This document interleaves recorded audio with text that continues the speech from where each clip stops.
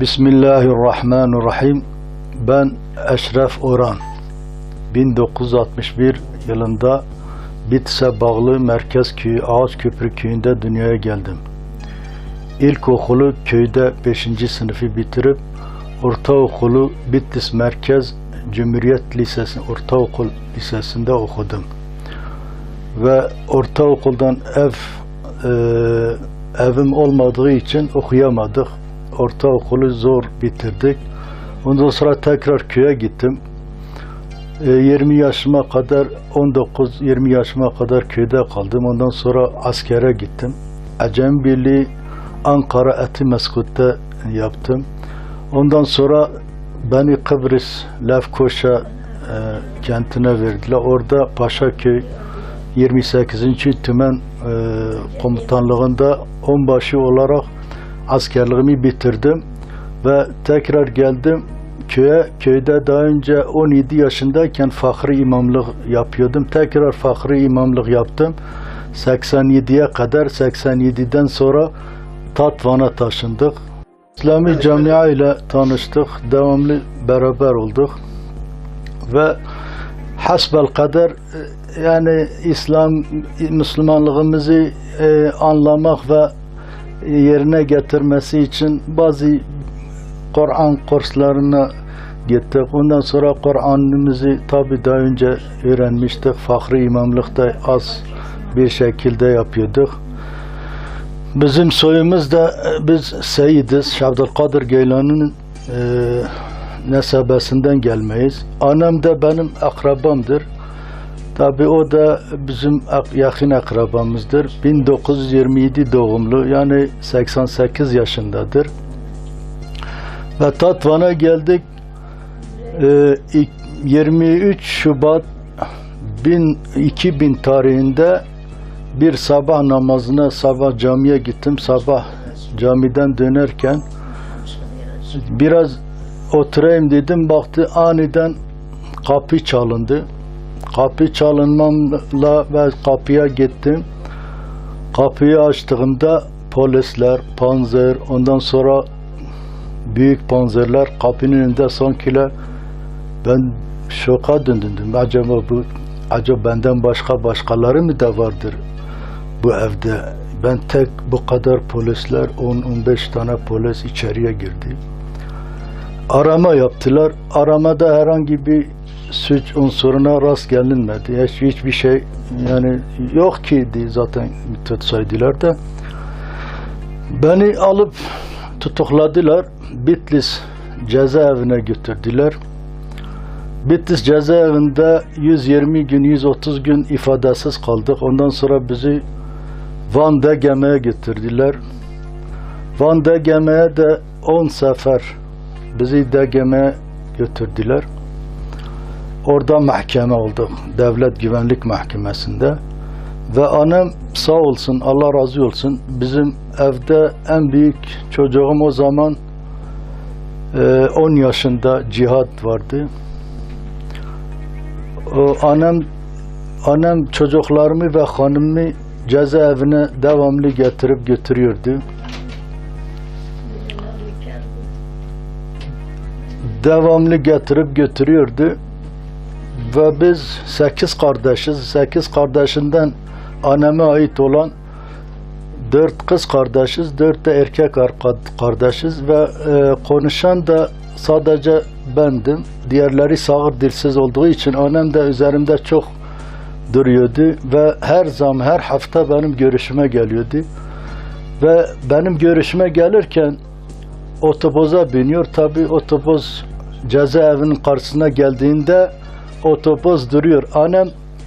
Annem inecekti. İnmeden otobüs hareket ettiğince annem yere düşüyor. Düştüğü yere feci şekilde düşüp yığılıyor ve kendi ayağının mafsal tarafında kırılıyor. Ve tabii ki biz o zaman cezaevinde olduğumuz için onu hemen sağ olsun akrabalar, dostlar Van'a götürüyorlar. Van'da ameliyat yapılıyor. O ameliyattan sonra elle tekerekli yürüyordu ve yaşı ilerledikçe artık o yürümeyi de artık yürüyemez hale geldi.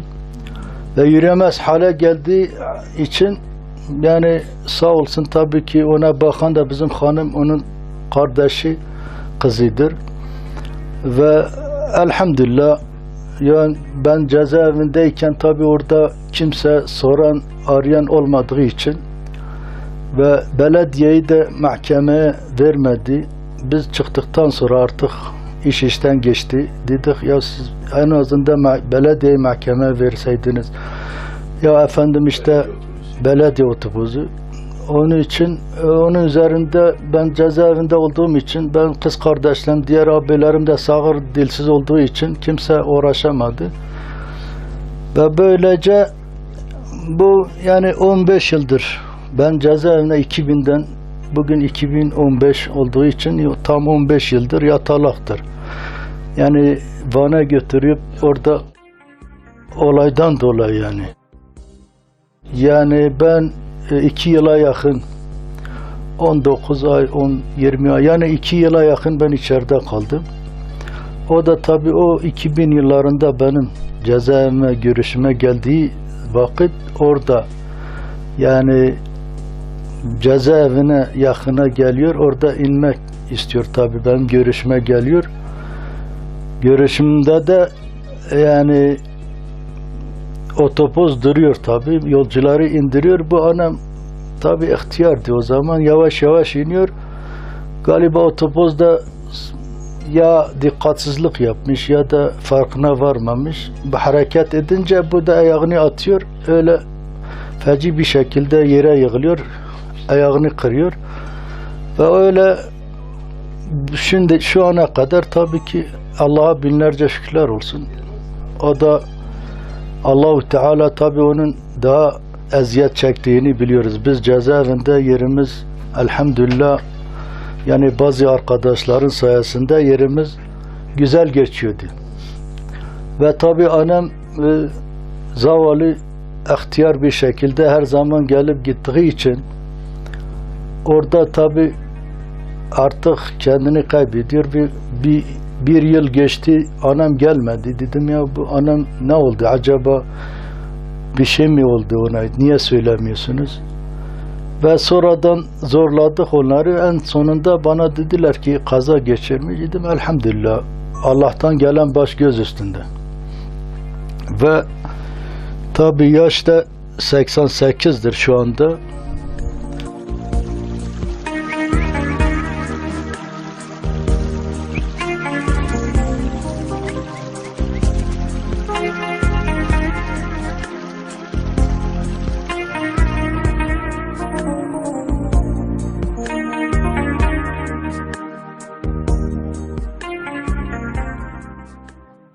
Köyde tabii ki haya çok idi o zaman. Tabii daha mesela teknoloji gelişmemişti ama o zaman köyde mesela diyelim ki bir ihtiyar cemaat olduğu bir yerde çocukluğumuzda o yoldan gidemezdik. Yani biz derdik ki büyüklerimiz orada bizi görmesin. Yani çocuktuk. Tabii o zaman fakirler zamanıydı.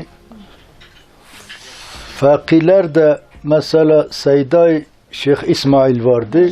Büyük bir alimdi.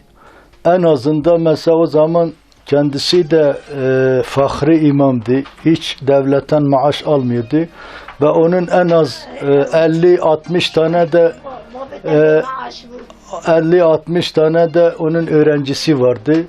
Ve ondan sonra babam da imamdı. Ona yardımcılığını yapıyordu. Babam ismi Şeyh Abdülbaki'ydi. Onun babası da Şeyh Hasan'dı. Tabi babam da Şeyh İsmail de Şeyh Hasan da. Bunların gümbeti Ağaçköprü köyünde halen türbeleri duruyor. Bu halk arasında da nüfuz edilen kişilerdi ve saygı değer kişilerdi. Onlara saygılardan dolayı millet çok saygı ederdi. Halen de mesela diyelim ki öyle ki iyi kişilerdiler ki milletin her derdine, her devasına koşarlardı. Şeyh Hasan olsun, Şeyh İsmail olsun, babam Şeyh Abdülbaki olsun. Bunlar mesela köyde herhangi bir kavga olurdu veyahut da barış olurdu veyahut da bir hayır işi olurdu. Her zaman milletin öncülüğünü yaparlardı ve millete yol gösterirlerdi, İslam'ı anlatırlardı ve bunlar hem alim oldukları halde çok tevazu ve inan ki bunlar yani ayakkabıları da inan ki böyle Trabzon, o zaman Trabzon'du. Bu alim oldukları halde tevazuydu. Yani nasıl sahabi hayatını yaşarlardı. O kadar kıymetli ve değerli kişilerdiler. Ve halk arasında da çok sevilen kişilerdiler. Çünkü o zaman yani fazla mal varlığı olmadığı halde de köylülerimiz de sağ olsun yani öğrencileri kendileri yemeklerini köylüler tarafından karşılanırdı. Ratip derlerdi. Ratip herkes yani öğrenciler tabağını tutardılardı.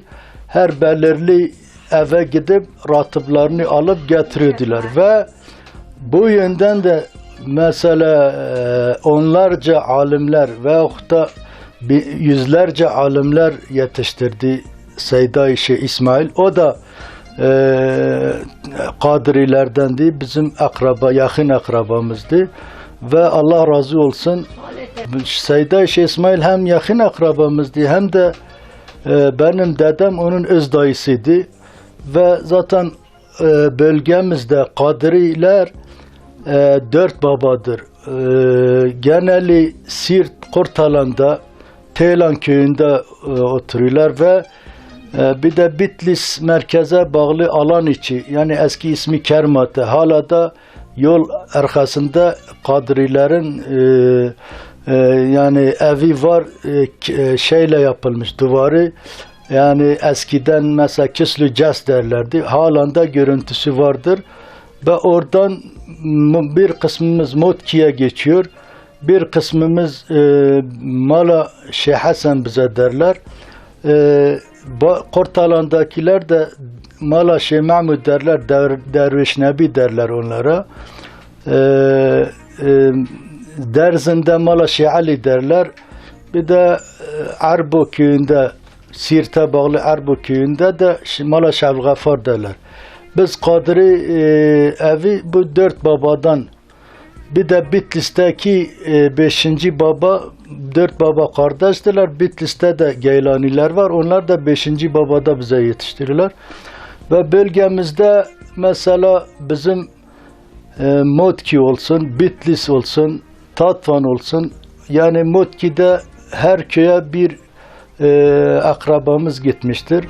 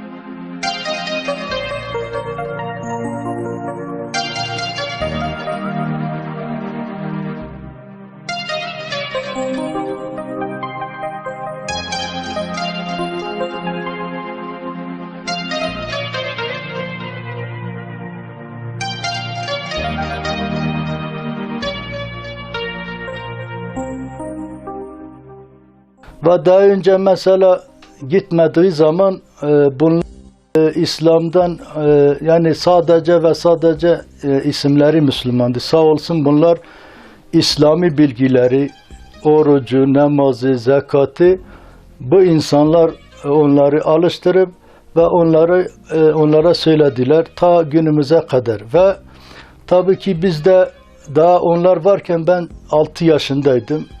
Ondan sonra önce Seyyid Şeyh İsmail 1968 yılında vefat etmiştir. Babam da 1969 yılında vefat etmiştir. O zaman ben 6-7 yaşındaydım.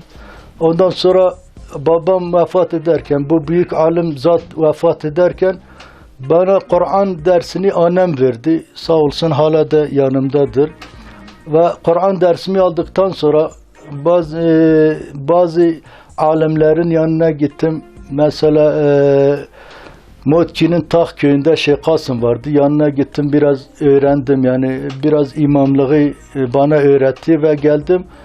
Yani köyde o zaman kadrolu imam olmadığından dolayı 1980'lerde falan 83'ten tezkere aldıktan sonra 84-85 yine başladım fahri imamlığına ta 87'ye kadar ve 87'den sonra benim nasibim oldu. Tatvan'a geldim. Tatvan'da tuhafiye üzerinde dükkan açtım. Renault servisi yanında eski Ayber Palace Otel'in orada. Ve kendi yaşamımızı öyle sürdük ve hasbel kader, yani birisi namaz kılarken, birisi Allah yolunda giderken, birisi Allah'a yakınlığından dolayı biz öyle insanları seviyorduk. Ve bizim de sağ olsun Allah'tan, Allah razı olsun babamızdan Allah ve Resulünü öğrendik ve sahabi hayatını öğrendik ve namazı, abdesti öğrendik. Ondan dolayı Allah'a çok şükür biz başka yola sapmadık. Hiçbir yola sapmadık. Hiçbir fikri taşımadık. Sadece ve sadece biz yani Allah'a yakınlığı olan kişilerle devamlı onların sevgisi kalbimizdeydi. Çünkü temelden babamızdan İslam'ı öğrendiğimiz için bazı şeyler bize öğretiyordular. Efendim gel işte falan yere, bizim kavmimiz budur, biz buyuz, bu şuyuz. Biz gitmedik, fazla diğer fikirlere katılmadık. Yani öylece Allah'a binlerce şükürler olsun. Tabii ki bunlar babamızın, annemizin duası bizim arkamızda olduğu için çok şükür, eğer günah işlemişsek de sapık yollara, sapık fikirlere, kirli yollara sapmadık çok şükür. Bu da tabi büyüklerin duası için, büyüklerin yani bizim arkamızda, onların en büyük silahımız da onların dualarıdır. Allahu Teala onlardan razı olsun. Cenab-ı Hak bizi hakkı, bütün Müslümanlara hakkı hak, batılı batıl olarak Allahu Teala onlara bildirsin. Amin. Bizim tabii ki daha önce de belirttiğim gibi Ağaçköprü köyü Kürtçe ismi Hormuz köyüdür. Ve Bitlis'ten 13 kilometre uzaklıktadır. Tabii güzel bir köy, suyu bol olan bir köydür. Daha önce mesela hatırladığım zaman yol diye denen bir şey yoktu. Bir tadı asfalttan 1 kilometre uzaklıkta olduğu halde de yolu elektriki olmadı. 1984'te elektrik geldi. Ve bu elektriksiz yıllarımızda mesela devamlı misafirliğe gidiyorduk. Yani günde bir kişinin evine gidiyorduk ve hasbel kader konuşuyorduk, sohbet ediyorduk. Ondan sonra şakalaşıyorduk. Güzel geçiyordu. Yani biz diyorduk ki zaten dünya budur. O kadar mutmain oluyorduk. Ve ondan sonra tabii ki başımdan bir olay geçti. Onu da tabii biz şey olsun demiyoruz. Biz bu çünkü Allahu Teala'nın evliyaları vardır. Çünkü Kur'an-ı Kerim'de Yunus suresi ayet 62'de diyor ki Ela estaizu billah ela innallaha la khawfun aleyhim ve lahum yahzanun. Ben 3 yaşındayken bir vaka anlatacağım. Annem ben suya gidiyor. O zaman da yayla zamanıydı. Ben dedim ki annem de yaylaya gitmiş. Ben de yayla yoluna gittim. Çocuklar olsun, büyüklerimiz olsun. Dediler ki ya sen nereye gidiyorsun? Ben ağlayarak onları geçtim. Beni durdurmadılar. Onlar da zannettiler ki bu yukarıya gidecek çocuk nereye gidecek? Buraya gidip dönecek. Halbuki ben devam ettim. Devam ettim. Bizim köyde aşağı taraflara, yaylaya varmadan aşağısı sarp kayalarla çevrilidir.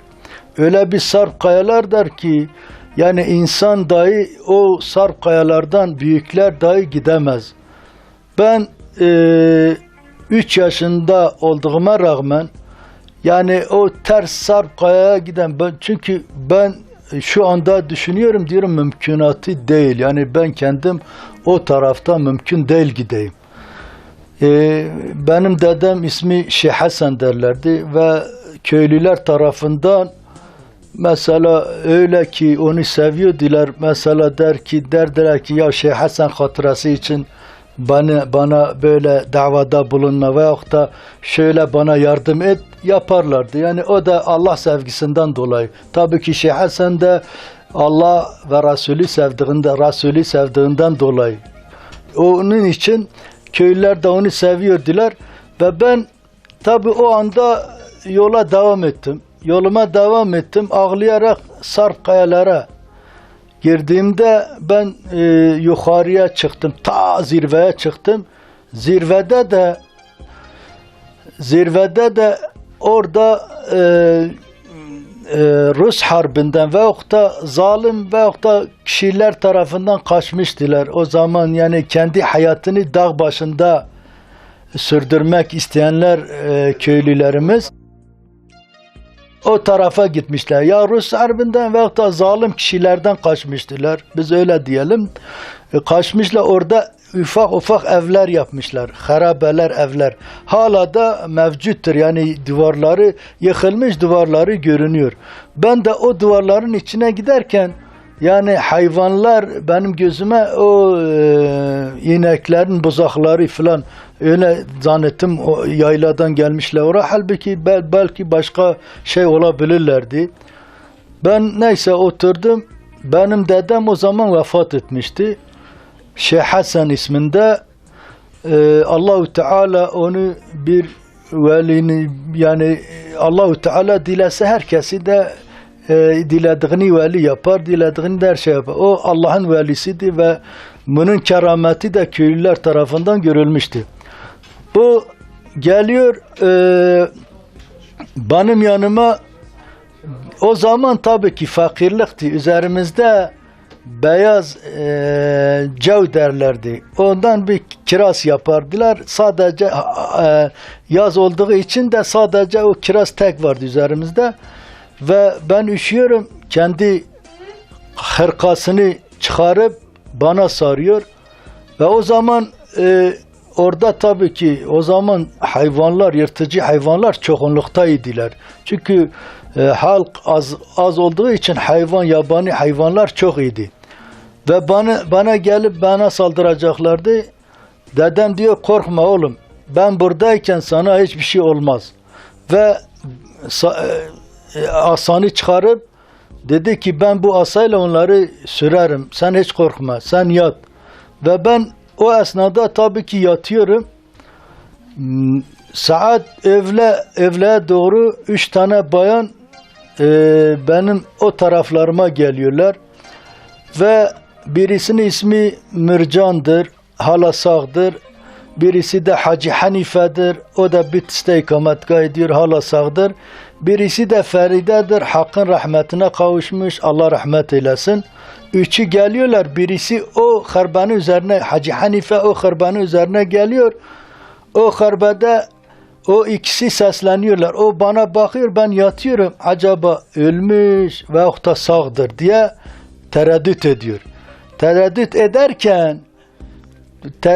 ederken o ikisi bayan, geride kalan bayanlar diyor Hacı Hanife o zaman hacca gitmemişti. De, Hanife ne olmuş Hanife? Diyor valla şeyhin oğlu buradadır ama sağdır, ölmüş, onu Allah bilir. Diyor kız ağzını hayra aç, sen ne konuşuyorsun? Neyse geliyorlar üzerimde, korkudan beni sallamıyorlar. Yani o kadar ki seviyordular. Yani diyor acaba ölmüş diye korkuyorlar. Birbirleriyle konuşurken ben o esnada uyanıyorum. Uyandığım halde diyorum benim dedem nerede? Diyor ya ne dedesi? Sen teksin burada. Ya olur mu? Allah razı olsun. Ben tek burada Ben tek değildim. Benim dedem mezarı da tabii tam karşısındaydı. Dedim benim dedem geldi, beni korudu, bana hırkasını çıkarttı, bana sardı üşümemem için ve asanı da yani Kürtçe Gopal diyoruz. Gopalını da çıkarttı. Dedi ki ben burada olduğum müddetçe sana hiçbir şey olmaz.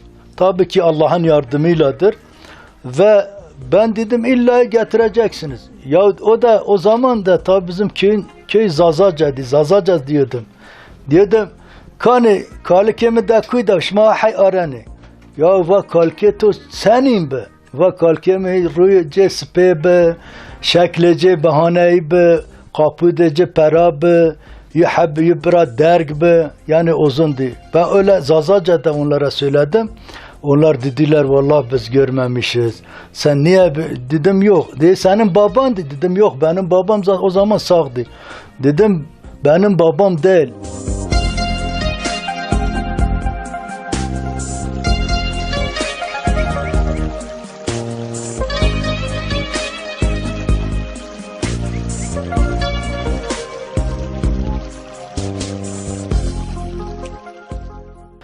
Ondan sonra dedim illa getireceksiniz. Onlar beni ikna ettiler. Neyse onlardan vazgeçtim. Beni yaylaya getirdiler. Yemek falan verdiler. Yayladan sonra da köye getirdiler. Köyde de sağ olsun yani beni bulduklarında böyle bir düğün şekli, böyle bayram şeklinde böyle bayramlaştılar ve sevinçten öyle şey yaptılar.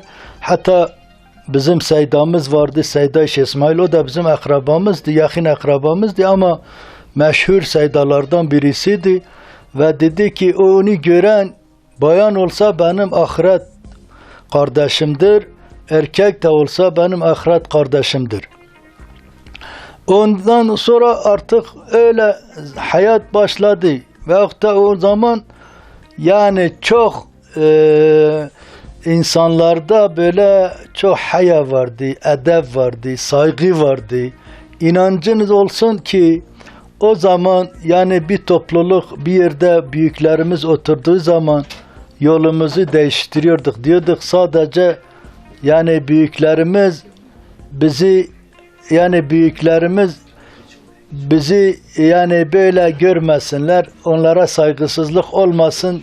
Belki ters hareket yapıyoruz, onlar bizi saygısız olarak görmesinler. Onun için yani gerçekten o zaman edep, haya ön sayfadaydı.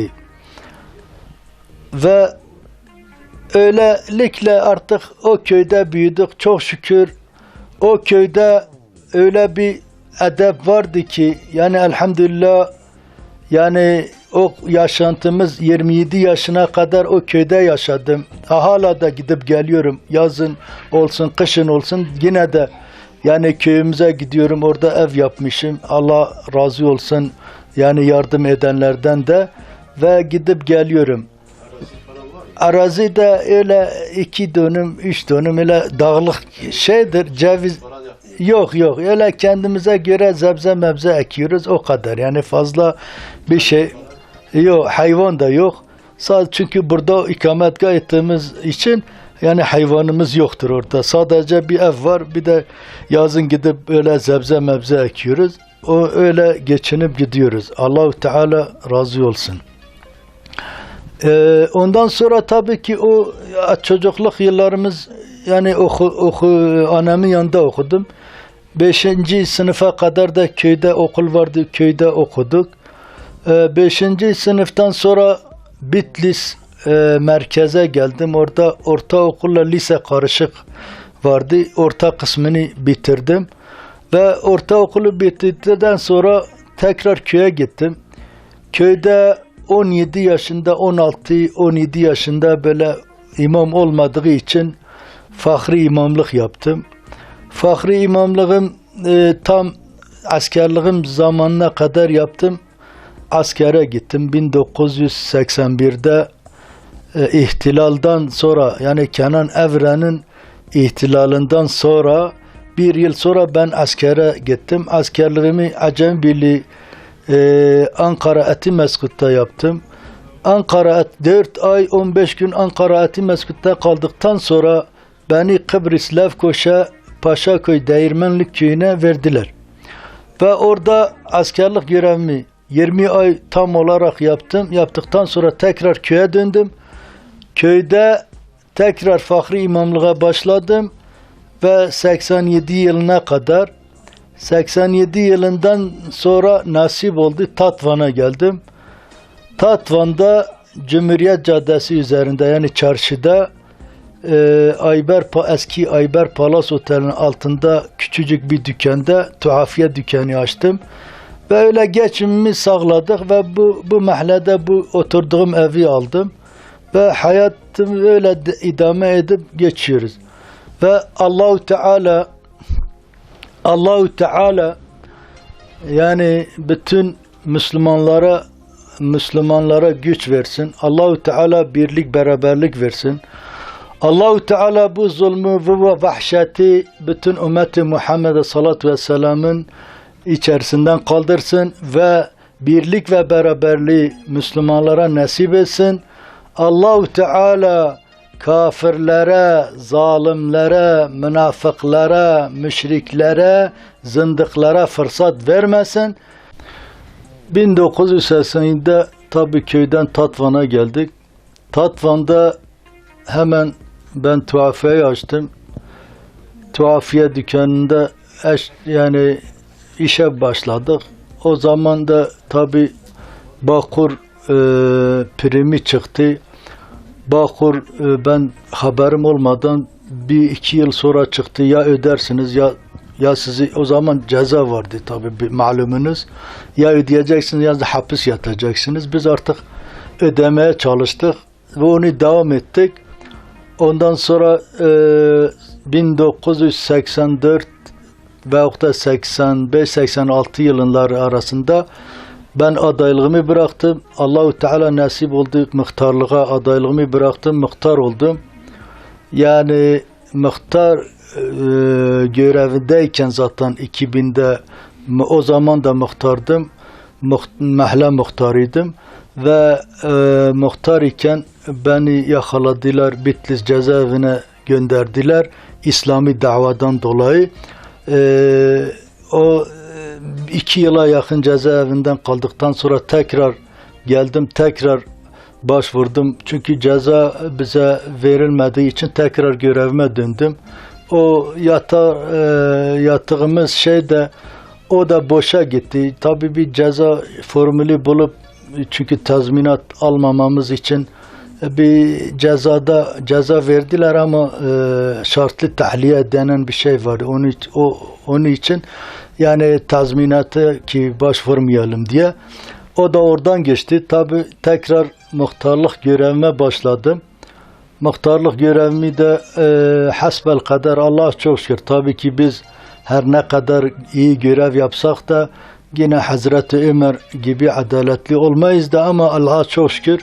Yani o görevim esnasında kimse diyemez ki bu bizi kandırdı veyahut da bize yalan söyledi. Haşa o konu üzerinde çünkü her zaman muhtarlara böyle derlerdi. Ben yani o kelimeyi kendime Allah'a çok şükür büyüklerin duası sayesinde yani kendime o kelimelere yani getirmedim. Çok sağ olsunlar ve ben o görevi 20 yılla beraber bizim 20 yıl kadar muhtarlık görevinde bulundum ve 2014 yılında aday olmadım. Artık millet de dedi ya yine devam et. Ben dedim her şey kıvamında bırakmak daha güzel bir şeydir. Aday olmadık. Ve Allahu Teala tekrar Rehber TV ve Rehber TV camiasından ve onların devamlı başarılı olması yüce Rabbimden diliyorum. Allahu Teala bütün Müslümanlardan razı olsun ecmaîn.